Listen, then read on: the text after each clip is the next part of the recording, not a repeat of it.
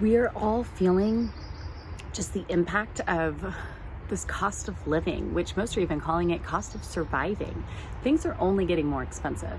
There's only more job loss happening. Even people who have jobs and good jobs, you are seeing far less of an increase in your income, even when prices of everything from housing to food to day-to-day necessities just keep going through the roof. So what do we do? We can talk about all day where it's coming from and what's happening, and I think that's important. But the reality is I'm here today. I'm here now. How do I survive in 2025? Hey friends, I'm Heidi, the Heavenly Minded Homemaker. It is my goal to encourage and equip you to live a life of peace, of purpose, and abundance. I believe in homegrown revival, and today's video is another step down that narrow path. So before we get into it, be sure to hit that like button and say hello to Betty.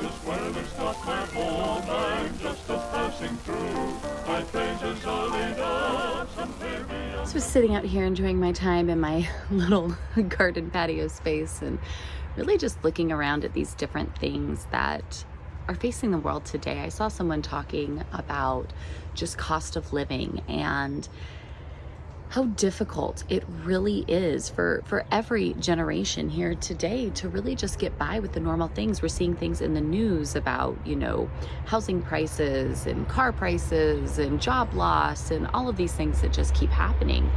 And I find it really interesting that, all of this is happening, and whether you believe that all of this is by intentional design, that the powers that be here in this world have created a system in which we really are going to have no choice but to rely on the government, but to, be in this like perpetual debtor's prison because there is no way to get ahead. There is no way, it's like they're almost wanting people to not get married and not have children and not, have any sort of life of their own. They're just wanting little minions in their machines to keep things running. And that's unfortunately a sad reality for many. Most people are working multiple jobs just to barely make ends meet. There's no such thing really anymore as get a good job and, kind of climb the ranks and the ladder that we've seen in the world for generations and generations. And there's a lot of that can be said. And there's a lot of people talking about it. And I think that is a good thing that we have these discussions and we look at alternatives and we look at what really matters in life and what we're doing with the time that God gives us. I think those are all fantastic conversations. And something that I'm seeing so much of is people talking about, in order to survive 2025, they are doing a low buy or a no buy year. They are going through this year, setting this goal for themselves that they are going to just stop buying things to try to help them survive and actually get through the year. Now, I think there's a lot of, great stuff that we could talk about in that, but I think for a lot of us that really seems just so not realistic that we don't even give it the time of day, or maybe you just think that that's not necessary, which is, I think, a valid point as well.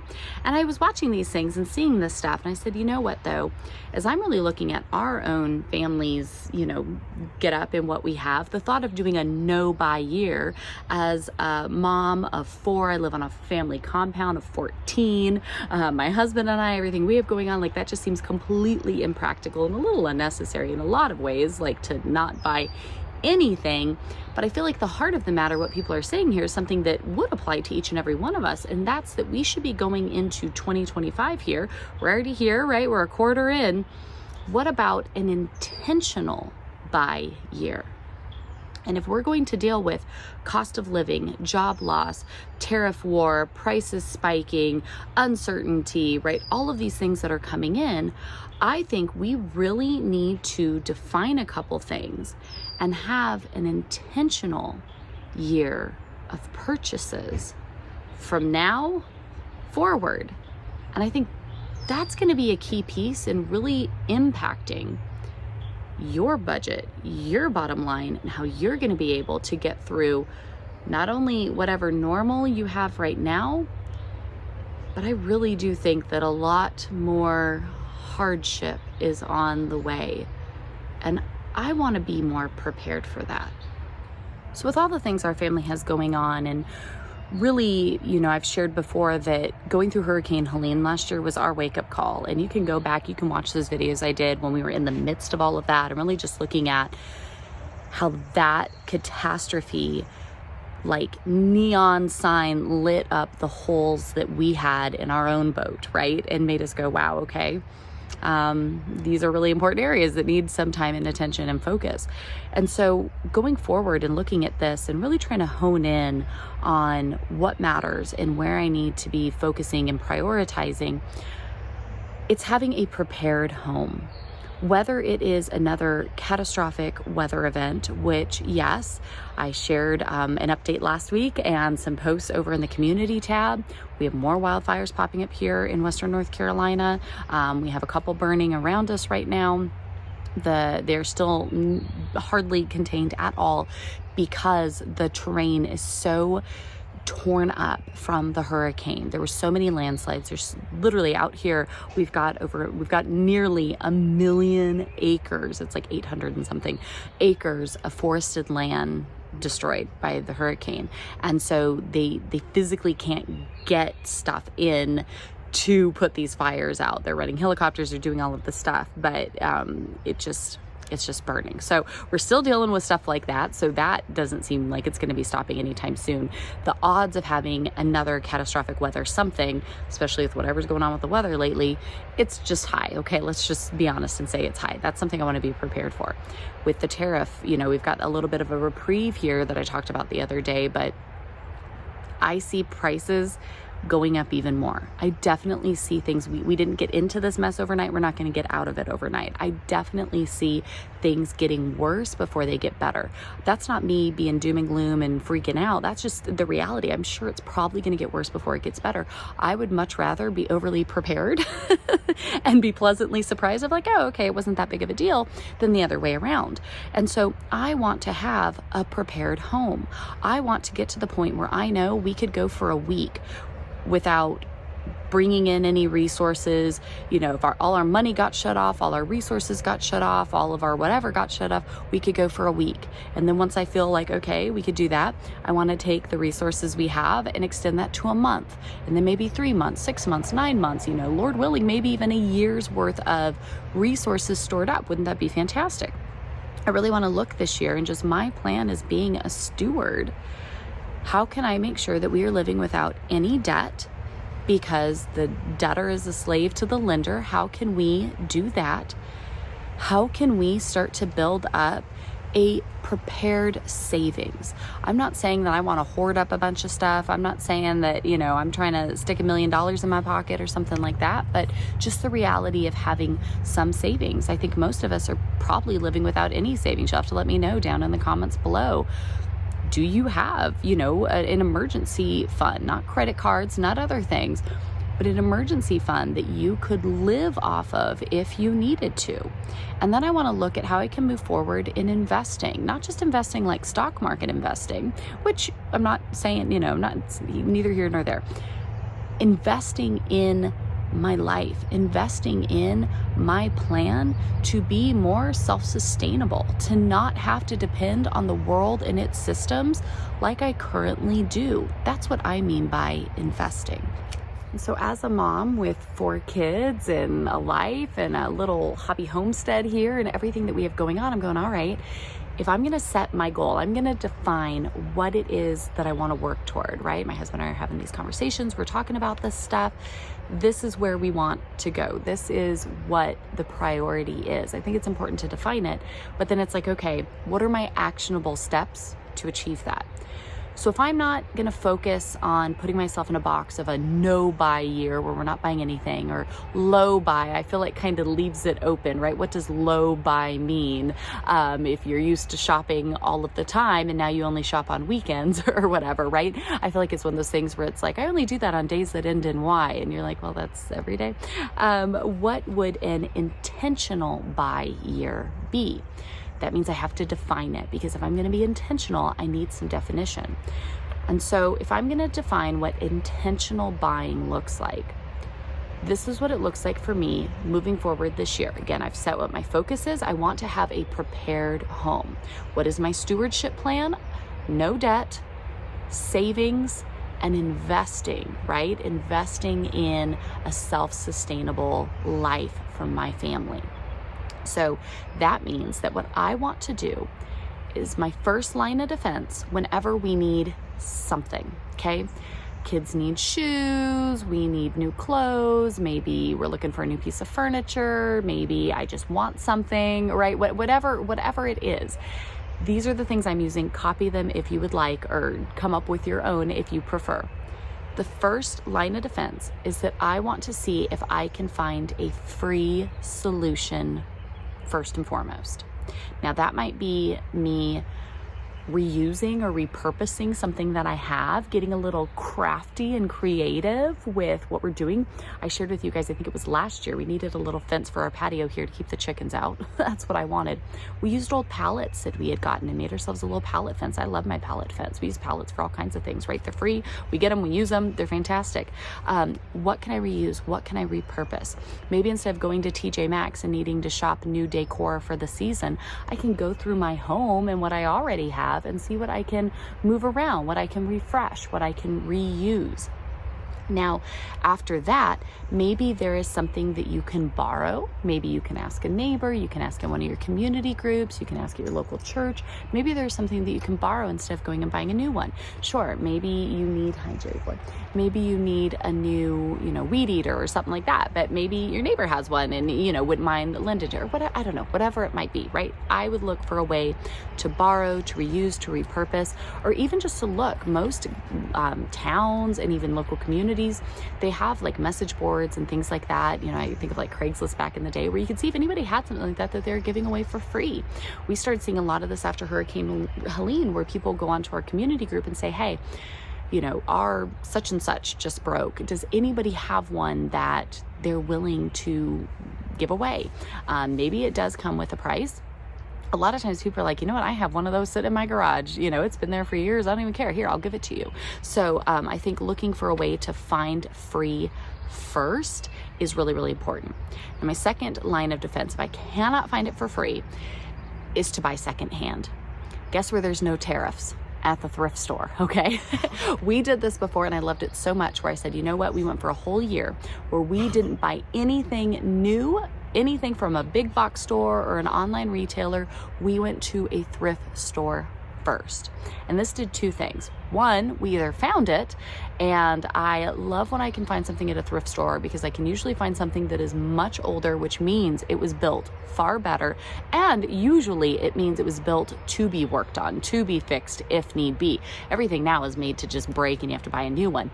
You go and you find stuff that is older from wiser generations, and the stuff that you buy back then, you can fix, you can work on. And if it lasted that long to find its way into a thrift store, it's probably going to hold up pretty good. So I'm all for a thrift store. And again, like I said, no tariffs at a thrift store. So I love buying things secondhand. And the other thing that I found is, not only could I usually find what I was looking for, is if it took me a while to look for what I was looking for, usually by then I was like, we don't even need it that bad. Whereas when I have a little app on my phone and I can just click on Amazon, which who wants to support them anymore, right? Like, if it's real easy that you can just click on something and get it, you just end up buying things you don't really need. But when you have to wait a little bit and it takes a little bit of time, you start to go, do I really need this? Is this necessary? Probably not. Buy secondhand. There are great deals that you can find, things like Facebook Marketplace and even local yard sales and things like that you can go to, that if you're looking for something, my kids' clothes and even my own clothes, really just clothes in general for our house, none of us own anything hardly that didn't come from a thrift store, didn't come secondhand. I just don't see any need for it. I can find such great deals. Now, there might be a few key things that I think it's important to invest in, a higher quality or a certain label or something like that, just because of what's behind it. Sure, that does happen, and that's fantastic. That's great. But overall, especially if I'm going to be intentionally buying things, if I can't find it free, I'm going to thrift it. I'm going to find it secondhand, absolutely. And my third line of defense here, if I cannot find it for free, if I cannot find it at a thrift store, Facebook Marketplace, or somebody who's trying to get rid of it or whatever it might be, I'm going to wait 30 days and assess. So if it is something I'm thinking we need, something we're working on, we have needed a new couch for I cannot tell you all how long. And I keep an eye out every time we're at the thrift store, every time I see something on Facebook Marketplace. We've tried to buy things secondhand and it just hasn't worked out. And then I've had to kind of just give up and go, you know what? Well, what we have is what we have. And I know it's broken and I know it's falling apart and I know we're dealing with these things, but it just is what it is. We're going to have to make do with what we've got, because I would be breaking my plan of stewardship to go and put myself in debt and take out a line of credit to finance, a brand new but incredibly expensive piece of furniture. I would be breaking my plan if I did that, because for my family, my goal was no debt, right? So I don't want to do that. I haven't been, I need to start building up my savings. I don't already have a savings built up to go invest in a new sofa yet. So that's going to have to wait. I have to be diligent to follow my plan when these things come up. And I'm just going to have to wait 30 days and assess. Maybe you wait 30 days and assess and you go, okay, this is a priority. Our family genuinely does need this. I'm going to have to take alternate, measures to do this, whether it is, you spend 30 days kind of with a little side project, selling some extra things to bring in some extra money. Maybe it is you go through that 30 days and you go, we're going to have to take out a line of credit for this. The small amount of debt right now for what we need is genuinely worth it. And, if you can afford it, you can do it. Maybe that is the case, and that's fine. But it's amazing when you say, you know what, I'm going to set you right, put it on the calendar. Today's the day we need this. This is this time next month. If we get to this day and it really is that important, maybe we will do something a little different. But you see how doing that still supports an intentional buy year, because you've taken 30 days, you've really thought about it, you've prayed about it, you've assessed it. You're a month later and going, yeah, I am being intentional. This is a need we have. And so it might be a little different than our stewardship plan, but we are going to move forward with this because it is us being intentional. Now that we have thought through this, prayed through this, gave it some time, yep, this is still something we need. Let me just say, this might mean that you need to reassess some of the things that are influencing you. Maybe it's people you're following on social media. Maybe it's just how much social media you're using in the first place. Maybe it's things that you're watching, or you are just constantly going into Target every time you turn around and finding things that you think you have to have. Maybe it's time that you have to start making some adjustments. Delete those apps off of your phone. Take Amazon off of your phone so you're not just clicking and buying things every time you turn around. Stop popping into TJ Maxx every time you drive by one, right? Maybe it means you need to make some adjustments, but I promise you it's going to be worth it. Now, and don't think that just because we're talking about purchases, this shouldn't expand to other areas of your life. Think about your entertainment. Think about the places you spend your money, the things that you're doing. I want to expand this across the board. I'm going to be talking more about this tomorrow in a way that I think is really, really important, which is finding that peace in our life. And I think for those of us, when the ways that you find enjoyment are tied to things that cost you money, it makes it really difficult when you're having a hard time making the budget, connect and live from even paycheck to paycheck is difficult sometimes. You just see you're racking up credit card debt, or it's just things that you might enjoy aren't going to be sustainable. They cost way too much. They take up way too many resources. We really have to find ways to enjoy our lives and have fun and do things that we love that aren't just money pits. And I think that our culture has gotten so reliant on just, I love shopping, I love retail therapy, I love these expensive hobbies and these different things that and everything is made, right? Every influencer out there is telling you to buy more stuff and get more things and do this and do that and jump to this. And if you don't have a closet with 700 candles packed in it, that you could never even use in a lifetime, keep buying these ones. Don't worry about the ones that are in there, right? Like that's what we see everywhere.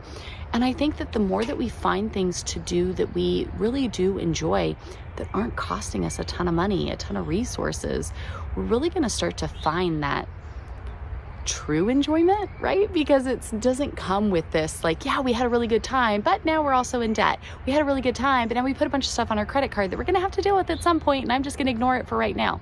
Nobody wants to be doing that. Nobody should be doing that. And so we'll talk more about peace tomorrow. So be sure when you subscribe, turn on your little bell notifications. If you like this video, even leave me a comment down below. It'll help it to show up in your feed. Find free enjoyment in entertainment. Get back to reading books. Go to the library. When was the last time you've been to your library?